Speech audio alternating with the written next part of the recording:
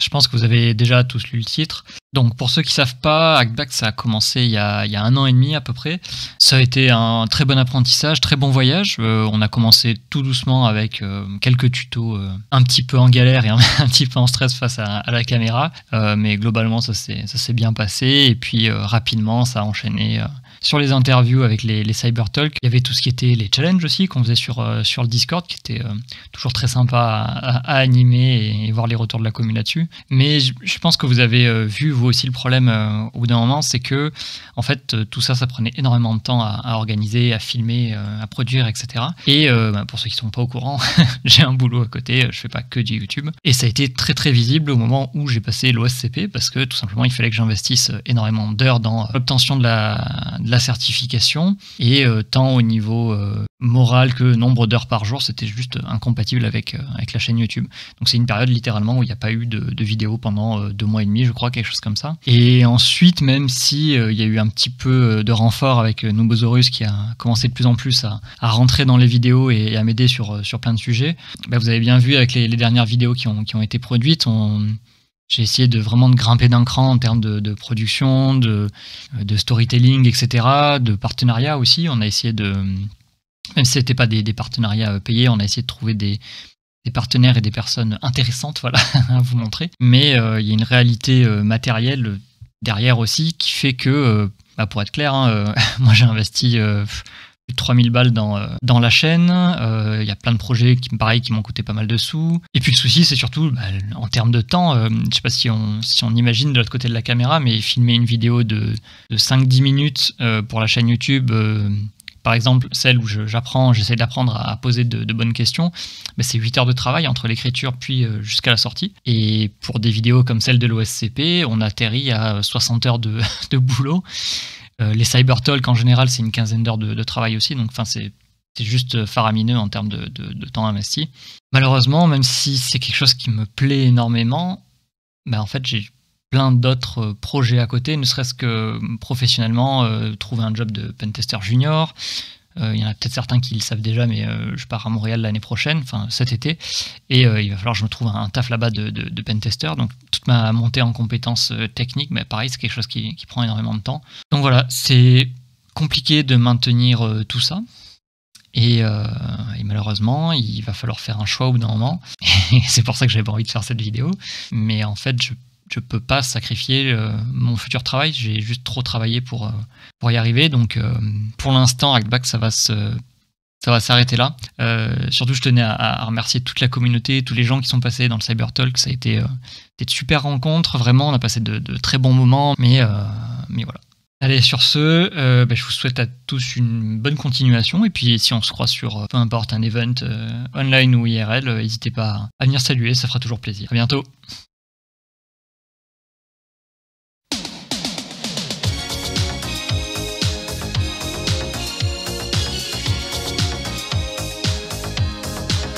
Bon, voilà, ça y est, on a rickroll tout le monde, on est content. Bon, alors, pour ceux qui ne nous connaissent pas quand même, parce que c'est une vidéo un petit peu spéciale, on va se présenter rapido. Je m'appelle Nicolas, je suis Lotus, donc sous pseudo, et je m'occupe de la chaîne Hackback. Pour la première année, on va dire, en tout cas, ça a été ma chaîne exclusivement, mais depuis un petit moment déjà, ça n'est plus le cas.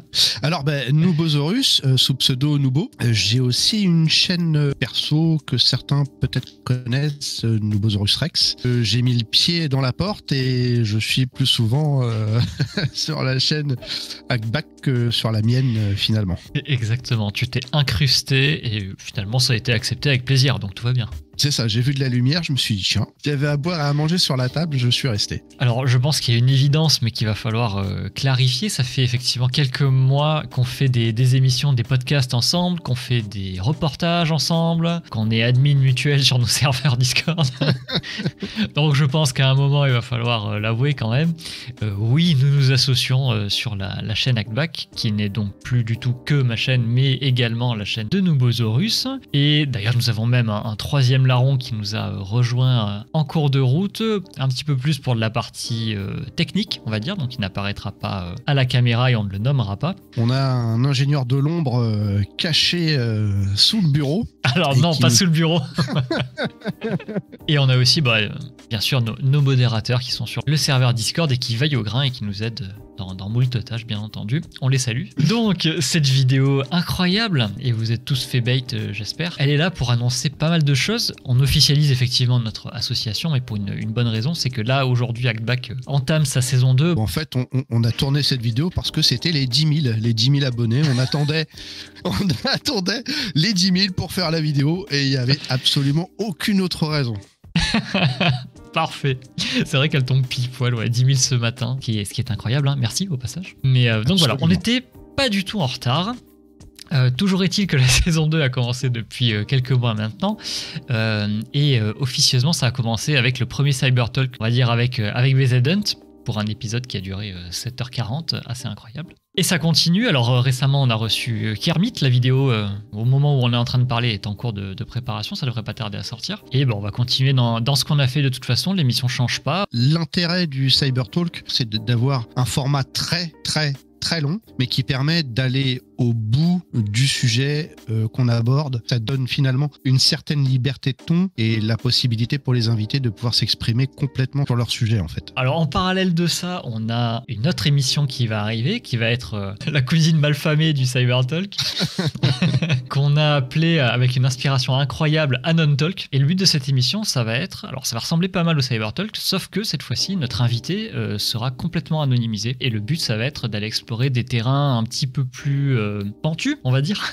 Ça permettra à certains sujets de pouvoir être abordés et surtout à certaines personnes de pouvoir venir s'exprimer et donner leurs idées, donner leurs créations, leurs programmes, leurs applis, tout ce qu'ils font professionnellement ou pas sur des sujets qui, comme disait Lotus, sont un petit peu glissants, un petit peu touchy, un petit peu shady. Mais ça fait aussi partie du monde de l'infosec, de la cyber, et c'est quand même des sujets qu'il faut à un moment donné pouvoir aborder. Et pour ça, il n'y a qu'une solution, hein, c'est un enregistrement. Ce ne sera pas en live. On vous prévient, évidemment, c'est tout à fait logique. Ce ne sera pas en live, ce sera enregistré, monté et complètement anonymisé. On espère que c'est un format qui vous plaira, puisque c'est quelque chose qu'on attend avec impatience. Alors, après ça, on a un deuxième nouveau format qui arrive. Et cette fois-ci, ça va être plutôt du style table ronde. L'émission va s'appeler Men in the Middle. Encore une fois, j'espère que vous apprécierez l'inspiration incroyable. Là, le but, ça va être d'étendre un petit peu ce qu'on a fait côté Cybertalk et Anon Talk et essayer de donner la parole à un petit peu plus de monde. L'émission sera plus courte, hein, par contre, ça sera vraiment quelque chose qui va durer environ 1h30. Et donc, le format, on va inviter 3 personnes sur un des sujets qui a été abordé en Cybertalk ou en Anon Talk. Donc, typiquement, là, on a invité Julien Métayer début du mois. On est sur le sujet de l'OSINT. Si on fait un Men in the Middle sur le l'OSINT, on va inviter 3 personnes professionnels du monde de l'OSINT. Et l'idée, c'est que chaque personne vienne avec un petit sujet qu'elle a envie d'aborder. Alors ça peut être une création d'outils, ça peut être un sujet qui l'intéresse particulièrement, un fait d'actualité, peu importe. Elle va le présenter à toute l'assemblée qui sera là, donc 5 personnes. Et ensuite, on va débattre un petit peu dessus, essayer d'échanger, de voir un petit peu ce que tout le monde en pense. C'est clairement aussi une demande des invités. La plupart des gens qu'on a reçus en Cybertalk nous ont parlé de ce genre de choses en off. Et puis, comme l'a dit Lotus, une émission d'1h30, ce sera beaucoup plus court. Ce sera aussi peut-être beaucoup plus facile d'accès pour certains. Mais attention, ça sera technique. Au rang des choses qu'on va continuer à faire, bien entendu, il y a tout ce qui est reportage. On en a fait déjà 2 et c'était assez incroyable. Donc, bien entendu qu'on va continuer. Dans les limites des finances, bien entendu, parce que tout ça, ça a un coût. Ceci dit, on va essayer aussi de rechercher un petit peu plus de partenariats. C'est quelque chose qui fait défaut un peu depuis le début de la chaîne, qui est naissante aussi, donc ça se comprend. Pour éventuellement sponsoriser des projets un petit peu plus gros, peut-être se permettre de faire des sujets de vidéos un peu plus poussés, avec peut-être un peu plus de matos, etc. Effectivement, si on arrive à avoir des petits partenariats à droite à gauche qui nous permettent de nous promener un petit peu et de vous montrer ce qui se passe autour de vous dans la cyber, voir des choses nouvelles, des esprits nouveaux, des façons de faire différentes. C'est quand même un petit peu le but de la chaîne aussi. Hein. Au rang des nouveautés, ou plutôt des retours des nouveautés, des anciens trucs nouveaux. Là, j'ai perdu tout le monde, c'est parfait. Ça. Il y a quelque chose qui va revenir sur la chaîne Hackback, c'est toutes les vidéos de type apprentissage, donc les guides, les tutos, vous appelez ça comme vous voulez. C'est quelque chose qu'on a beaucoup fait tous les deux, hein, toi comme moi, Nubo. Ça va revenir sur la chaîne. Il y en a déjà qui sont en préparation et qui devraient pas tarder à arriver. Moi, j'avais commencé un peu les bases IT. Il faudrait continuer tout ce qui est développement, système, réseau. C'est des bases importantes, donc c'est des choses qu'il faut couvrir. Il y aura de la partie pentest, hein, forcément. On en a tous les deux fait des tutos comme ça. On va les refaire, on va essayer de faire plus propre, de faire plus exhaustif, etc. Et puis s'étendre un peu, essayer de progresser, pourquoi pas vers des rudiments de Red Team, ou même vers d'autres contrées, telles que de la Blue Team, du DFIR, je ne sais pas. Dieu. Effectivement, ceux qui connaissaient par ailleurs ma chaîne, peut-être que beaucoup venaient pour les tutos sur les outils qui nous servent côté pentest, en fait, tout ce qui est ou CTF. Hein. Les prochaines vidéos qui seront sur des tutos de ce style-là seront sur la chaîne Hackback dorénavant. Hein. Ce sera plus du tout sur ma chaîne perso. Alors, je fais une petite parenthèse ici. La chaîne perso sera pas fermée. Hein. Les vidéos qui sont dessus resteront dessus. Et puis, éventuellement, je pourrais uploader une vidéo de temps en temps qui n'aura pas sa place sur notre chaîne commune avec Lotus. Donc la chaîne Nubosaurus Rex n'est pas fermée, les tutos restent à dispo, il y aura d'autres petites vidéos de temps en temps éventuellement qui seront postées, mais l'essentiel, l'énorme majorité, 95% des vidéos que je produirai, maintenant ce sera sur la chaîne Hackback. Il nous reste une dernière partie, Nubosaurus a révélé quelque chose qui est de nouveau une ancienne nouveauté qui redevient nouvelle. Ça y est, j'ai reperdu tout le monde. Je veux parler, bien entendu, des challenges. Alors, sur le Discord Hackback, il y en a qui sont très habitués aux challenges. On en a fait pas mal lors de la première année. Tous les 1 mois et demi à peu près, on arrivait à sortir un petit challenge communautaire qui était un peu un jeu de piste, hein, on va dire, façon hacking. Chose qui avait été bien appréciée. On avait quand même pas mal de monde qui participait. Mais on a décidé de faire évoluer le concept. Une chose qu'on a peu vu ailleurs et que nous, on a envie de mettre en avant, c'est le côté un peu scénarisé, ambiance, histoire, etc. On aime bien que les challenges fassent vivre quelque chose et nous apprennent quelque chose en dehors de la technique pure et dure. C'est exactement ce genre de choses qu'on aimerait amener, c'est un petit côté interactif, c'est-à-dire avec peut-être de la vidéo, de l'audio, un échange interactif entre l'utilisateur, le joueur du challenge et le créateur de son côté, quoi. Très, très bien, je te vois galérer pour ne pas révéler ce qui se trouve dans le premier challenge. Bon, vous verrez par vous-même, vous verrez avec le premier challenge, vous allez comprendre de suite ce qu'il a voulu dire. On vous a préparé aussi une petite surprise pour les personnes qui sont là depuis un bout de temps, c'est que on a réussi à restaurer une grande partie des anciens challenges qui étaient présents sur le Discord de Hackback historiquement. Donc ils seront tous disponibles sous peu. Vous aurez bien entendu une petite solution en dessous pour vous guider pas à pas et vous apprendre à utiliser les outils. C'est très facile, hein, honnêtement, c'est à la portée de tous. Il y a certaines étapes qui sont un peu touffues, mais bon, justement, vous avez la solution à côté, donc ça vous permettra de mettre un pied dans le système en tout cas. J'aimerais aussi préciser que ces challenges seront normalement à la portée de tout le monde, mais aussi de ceux qui sont plus avancés. On aura une façon de faire qui fera que les plus débutants pourront flag sans trop de soucis, mais les plus avancés auront aussi possibilité d'avoir des flags spécifiques peut-être ou une autre façon de faire. Très bien, et bien il nous reste une dernière petite chose à aborder, c'est en fait on en a parlé un petit peu plus tôt, c'est tout le côté partenariat et financement de la chaîne. Aujourd'hui la chaîne vit, hein, on gagne pas grand chose dessus, pour être tout à fait transparent, on gagne à peu près 80 € par mois sur la chaîne, pas plus, ce qui suffit à payer certaines factures qui font fonctionner la chaîne justement, mais ce qui ne suffit pas du tout à payer par exemple les déplacements pour aller faire tous les reportages, donc ça reste un sujet encore épineux aujourd'hui. Pour solutionner ça, il y a plusieurs pistes, on vous en a parlé un petit peu plus tôt, tout ce qui est partenariat, on va essayer de se rapprocher de certaines entreprises qui nous plaisent, pas n'importe qui, et essayer de voir avec eux si on peut décrocher du sponsor ou ce genre de choses là pour faire avancer sur des gros projets. Aussi, ce qu'on met à disposition, alors c'est quelque chose qui a été débattu assez longuement quand même sur le Discord, on voulait votre avis, c'est le Patreon, donc le financement participatif. On a choisi de l'ouvrir, on s'est dit que si certains d'entre vous avaient envie de nous soutenir, faire en sorte qu'on ait un côté plus indépendant que d'aller chercher forcément des marques pour des vidéos, c'est quelque chose qu'on devait mettre en place, voilà, même si c'est pas forcément la façon qui nous plaît le plus d'origine. Donc il y a un Patreon qui est ouvert depuis maintenant, vous pouvez aller le voir si vous voulez, il n'y a pas vraiment de contrepartie, si ce n'est le fait que vous serez des beaux gosses absolus. C'est ça, donner des sous. Voilà. Non, l'idée, à la base, on s'était dit oui, est-ce qu'on pourrait pas donner des petits goodies en contrepartie, des stickers, des bols, des trucs comme ça. Le problème, c'est que si on fait ça, en fait, ça nous fait dépenser de l'argent du coup pour en recevoir. Donc le but est pas forcément le même. Et surtout, il y a des personnes qui s'en fichent complètement et qui ont juste envie de nous aider pour ce qu'on fait. Donc autant vous donner la possibilité.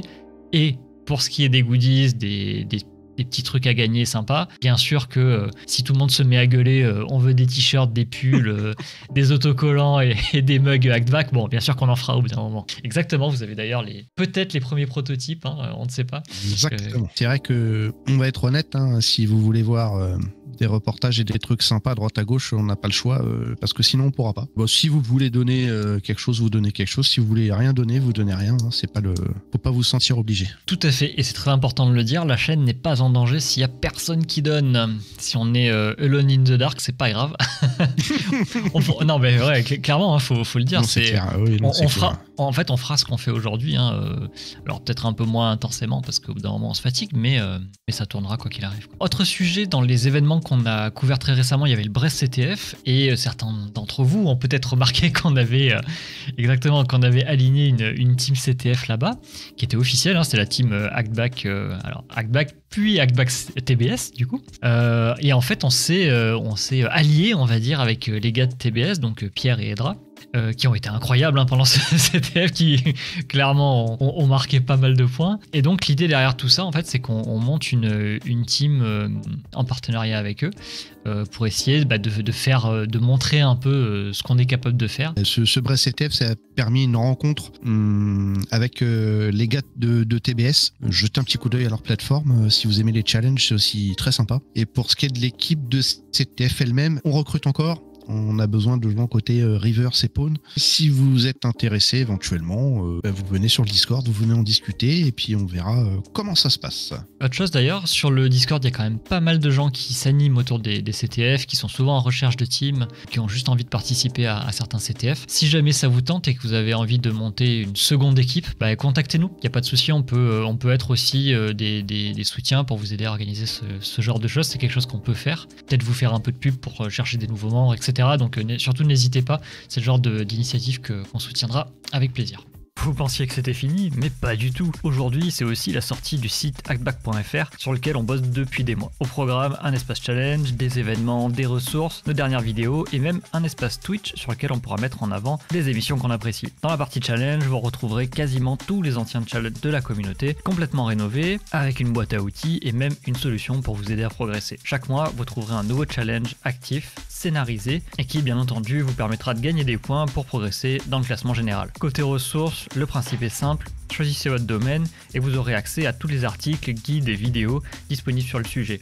Le tout classé en sous-catégories et par difficulté. Pour l'instant, c'est assez vide, il n'y a que 2 articles de test, mais vous inquiétez pas, ça va vite se remplir. Ensuite, on arrive dans la section événements où vous retrouverez tous ceux auxquels nous participerons avec un petit teasing en général des prochaines vidéos. Pour terminer, la page info avec une description de ce qu'on fait, un formulaire de contact pour les professionnels et le Patreon dont on vous avait parlé un petit peu plus tôt. Là, vous devez vous demander, mais qui a réussi à créer un site aussi magnifique avec des illustrations aussi incroyables? Est-ce que c'est la même personne qui a fait le design de la chaîne? J'aimerais vraiment savoir comment elle a créé tout ça. Eh bien, ne bougez pas, c'est parti. À l'origine, on s'était contacté au tout début de la chaîne. J'avais dans l'idée d'avoir un logo, des habillages pour la chaîne YouTube, peut-être un petit peu aussi pour la chaîne Twitch. Tu m'avais fait le logo et puis les habillages de Twitch, c'est ça? C'est ça. Le but, c'était de charter un peu ton émission, donc arriver à avoir des visuels qui ont de la cohérence. Et puis faire un logo pour que toi tu sois visible automatiquement, donc qu'on reconnaisse ta chaîne. Voilà, on voit du bleu, du rouge, écris Actback avec cette typo et on reconnaît instantanément ta marque. Ah bah, a priori ça marche, hein, vu qu'on est à 10 000 aujourd'hui, pile poil. Yes, t'avais fait aussi tout l'habillage des lives qu'on appelle Cybertalk, ça a bien marché, alors on l'a fait évoluer hein, le modèle au fur et à mesure. Mais c'était ça qui était sympa aussi, c'est que dans ce que tu m'avais livré, il n'y avait pas que le logo et puis un seul habillage, il y avait tout un set en fait d'habillage qu'après j'ai pu réarranger comme je voulais. Donc ça c'était la phase 1. Et après on s'est recontacté à un moment où Actback commençait à grandir un petit peu plus. Et l'idée de notre côté c'était qu'on avait un Discord sur lequel on organisait des événements, des challenges. Et puis on avait des sections avec plein de ressources listées. Et sur la chaîne des vidéos de tutoriels, de guides, etc. Mais en fait on n'avait pas d'endroit central pour mettre tout ça.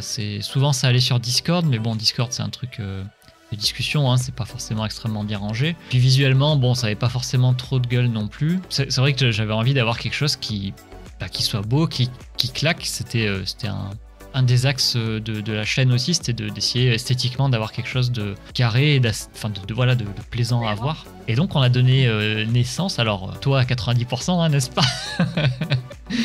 à ce magnifique site. Est-ce que ça a été difficile quand je suis arrivé avec mon projet, avec mes termes à moi, de le traduire en site internet technique à ta façon? Non, ça n'a pas été compliqué parce que ton besoin premier c'était de regrouper en fait toutes ces ressources en un seul outil. Tu avais besoin de faire des espèces d'articles. C'était assez simple de se dire ok, il faut un site internet dynamique où tu puisses mettre effectivement tes ressources de façon autonome. Donc ça c'est quelque chose que j'ai l'habitude de faire. C'est pas simplement un site vitrine où tu présentes Actback, mais c'était aussi faire vivre ta communauté et proposer donc des challenges en plus de tes ressources. On va faire un petit tour déjà peut-être sur la page d'accueil pour la présenter parce que ça a été déjà un élément à designer de toute pièce. Du coup j'ai regardé un peu ce qui se faisait en termes de site sur le hacking. Évidemment il y a la référence Hack the Box qui est là. Le but c'était quand même de pas faire comme eux. Hein. Il fallait rester aussi sur le thème de ton logo, donc pas trop s'éloigner du bleu et du rouge en termes de design. Et ta demande au niveau de la page d'accueil, c'était effectivement que les utilisateurs arrivent sur pratiquement toutes les ressources que propose le site en une seule page. Il y avait cette contrainte d'avoir l'information le plus rapidement possible. À savoir que les gens qui l'utilisent sur mobile et pas à scroller l'information à l'infini. Donc voilà, fallait que ça soit pratique aussi. Donc il y avait cette contrainte-là. Je vais revenir sur l'accueil et puis on va parler un petit peu plus de ces illustrations là de ressources. L'idée de base, quand je t'en avais parlé de ça, j'avais vraiment en tête le côté sélection de personnages dans des jeux de combat. J'aimais bien ce côté, t'arrives et puis t'as un écran de sélection avec 4-5 persos, un peu à la Super Smash Bros, et puis tu vas sélectionner ton perso ou ton domaine. Tu savais déjà le ton que tu voulais employer dans ces illustrations, et je pense que ça suit un peu la communication globale de Actback. On vise un ton un peu plus adulte, un peu plus sérieux. Tu voulais pas d'illustrations trop rondes ou trop enfantines. Hack the Box, ils ont plutôt des illustrations, ce qu'on appelle en vectoriel. Ils mettent de l'animation aussi dessus. Et toi, tu voulais vraiment cette référence un peu vidéo game, mais c'est aussi tes influences à toi. Donc, t'étais arrivé à retranscrire ça sur les illustrations. Il y a une chouette que t'as pas envie d'embêter. Il y a un détective que si te chope, gare à toi. Un pentester, à la style Dr Octopus. Et puis une version Cerber Red Team. Franchement, moi c'est un de mes préférés là, le Kerberos avec la tête du fantôme là. Sur cette planche de ce qu'on appelle un mood board ou une planche tendance ou une planche d'inspiration, je suis allée chercher directement des inspirations sur Cyberpunk parce que un peu connu, c'est un peu l'univers. Tout ce qui est cybersécurité parce que moi je connaissais pas forcément le domaine. Je connais de loin, en tant que non initié. Il y a une recherche de couleurs aussi. Il y a des catégories qui parlent bien, qui définissent les couleurs directement. Blue Team, Red Team. On va pas mettre du violet sur la Red Team. C'est sûr, oui. DFIR, on reste sur une influence à Black Sad, qui est une BD de détective. Donc on est dans des couleurs un peu sépia, un peu à l'ancienne. Le pentest, alors moi je voulais ajouter un peu une touche féminine parce que je pense qu'on s'adresse à tous et du coup à des nanas aussi qui sont intéressées par ce domaine. Donc voilà, après il y avait la référence Ghost in the Shell, donc voilà, tout ça n'a pas été fait au hasard. C'était effectivement le but, c'était de regarder ce qui se faisait ailleurs, c'est quoi les tendances en ce moment et comment on peut arriver à coller à ces tendances et pas avoir l'air d'être à côté de la plaque sur les thématiques abordées. Donc ça, c'est les refs. Donc forcément, je vais pas présenter les illustrations déjà terminées aux clients et à dire voilà, c'est ça, et qu'ils me disent ah ben non, en fait, ça me convient pas, on recommence tout. Donc au début, on a un peu parlé des sujets, voilà, des personnages que je voulais mettre dans les thématiques et toi, tu m'as validé tout ça. Et après, c'était de le retranscrire en termes de croquis pour que tu puisses te faire une idée de comment ça allait rendre. Et puis, une fois validé, il y a l'ancrage derrière et puis des tests couleurs pour être sûr que je colle bien à l'ambiance et l'image que tu te fais de ces illustrations. Je vais montrer la planche, la dernière planche. J'ai essayé de mettre un maximum de dynamisme, par exemple sur la chouette, que ça soit en contre-plongée pour qu'il y ait cet esprit de grandeur et menaçant. Les flammes dans la red team pour apporter de la lumière et puis un côté démoniaque. Donc voilà, c'était un peu l'enjeu, c'est d'arriver à coller à votre jargon, à votre... à toutes ces thématiques qui, moi, ne me parlaient pas du tout. Et tu m'as expliqué ce que c'est un pentester, une red team, une blue team. Mais en tout cas, c'était un bel exercice. C'était un très bel exercice. C'était vraiment chouette à dessiner. J'ai pris beaucoup de plaisir. Moi, je trouve que le résultat est largement à la hauteur de ce que j'avais en tête, donc écoute, parfait. Et j'espère que ça plaira surtout aux gens qui vont regarder cette vidéo et puis qui verront le site. J'espère que vous nous direz un peu ce que vous en pensez en commentaire. Moi, ça m'intéresse de savoir. Donc voilà, je recommande. De toute façon, si je recommandais pas, on n'en serait pas là. Hein, donc donc ouais, un des trucs qui était sympa sur ce projet-là, c'est qu'en fait, on est tous les deux en train de lancer nos activités respectives. C'était ton cas toi aussi de ton côté, c'était une de tes premières expériences en tant que graphiste et web designer freelance, il me semble. T'avais bossé dans pas mal d'entreprises avant ça, mais à ton compte, en tout cas, c'était un des premiers projets. La collaboration qu'on a aujourd'hui, elle n'aurait pas pu être possible si j'avais pas été en indépendante et j'en suis ravie parce que ça va dans la direction que je voulais emprunter. Donc voilà, j'ai pas forcément mis en avant mes compétences en termes d'illustration en agence parce que c'est pas ce qui était demandé dans les boîtes dans lesquelles j'étais. Donc là, de pouvoir m'exprimer et puis apprendre, parce que c'est le but aussi de tout ça, c'est d'être dans des domaines qui sont complètement différents et c'est pour ça que j'aime ce métier. C'est que les personnes qui viennent me voir sont issues de domaines et d'activités complètement différentes. J'ai fait des projets pour du jeu vidéo, donc peut-être que c'est des personnes dans ce milieu-là qui vont être un peu plus sensibles à ce que je fais. Et ouais, au niveau influence, tu dis que t'es pas dans la cyber, mais t'as une culture geek quand même. Enfin, je veux dire, ça crève les yeux. Tu parles de Ghost in the Shell, ok, mais je veux dire, même l'influence sur tout le reste. T'as cité Ghost in the Shell et Mr. Robot, c'est quand même deux grosses références du monde de la sécu aujourd'hui. Ouais, complètement. Celle que j'ai citée avant. Et c'est pour ça que c'était nouveau pour moi, mais en même temps, j'ai pu puiser un peu dans ma culture perso, donc c'est ça qui était encore plus kiffant. Et s'il y a d'autres projets à l'avenir dans ce domaine-là ou même dans d'autres domaines, ce sera un autre challenge que de pouvoir communiquer différemment, d'avoir d'autres inspirations, parce que c'est ça le but aussi, c'est qu'on peut couvrir un seul domaine et au final faire des choses complètement différentes parce que la personne qui porte ce projet a une vision complètement différente. Voilà. Aujourd'hui, tout ce qu'on propose et tout ce qui a été proposé, ça respecte ta vision, enfin votre vision de la cybersécurité. Au cas où, si jamais certaines personnes ont envie de te contacter pour un projet, est-ce que ça t'irait ou pas? Complètement. Moi, j'ai créé une structure qui s'appelle Renardise Studio. Voilà, le côté un peu renard malin de la communication. Le nom, il a été choisi aussi parce que j'ai des influences par rapport à tout ce qui est littérature française.